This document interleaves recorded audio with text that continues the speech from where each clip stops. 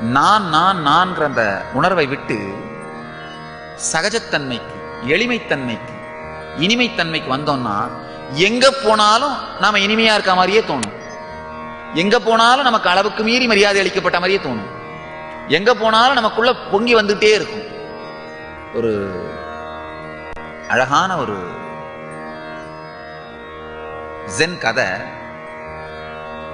ஒரு வீரன், மிகப்பெரிய வீரன், போர் வீரன், ஞானிகிட்ட போய் கேட்கிறான், சுவாமி நரகம்னா என்ன?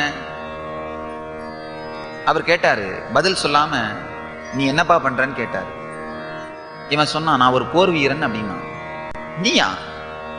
உன்னை பார்த்தா அந்த மாதிரி தெரியலையே, உன்னை போய் யாருப்பா வேலைக்கு வச்சுக்கிட்டது போர் வீரனா?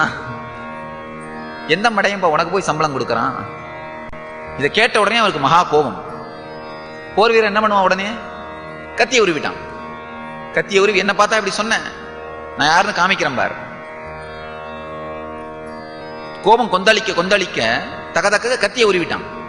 கத்தியை உருவி காமிக்கிறான், நான் யாருன்னு காமிக்கிறேன் பார். ஞானி சொன்னார், இதான் நரகம்பா அப்படின்னாரு. இதுதான்பா நரகம் அப்படின்னாரு. உடனே அவனுக்கு பளிச்சுன்னு ஒரு வினாடி புரிஞ்சு போச்சு வீரனுக்கு.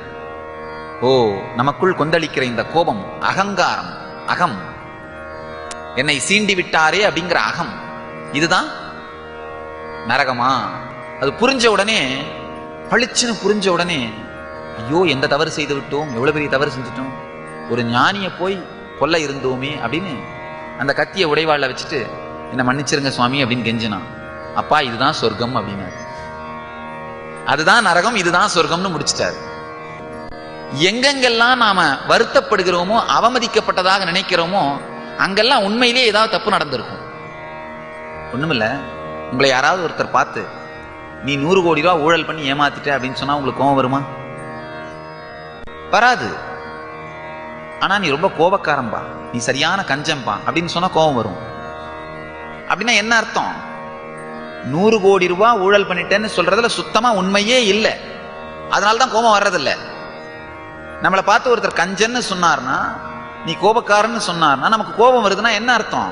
அந்த சொன்ன வார்த்தைகள் எங்கேயோ உண்மை இருக்கு. நம்மை பார்த்து சொல்லப்பட்ட வார்த்தைகளில் எங்கேயோ உண்மை இருக்கும் பொழுது மட்டும்தான் நமக்கு வேதனையும் துக்கமும் வருகிறது.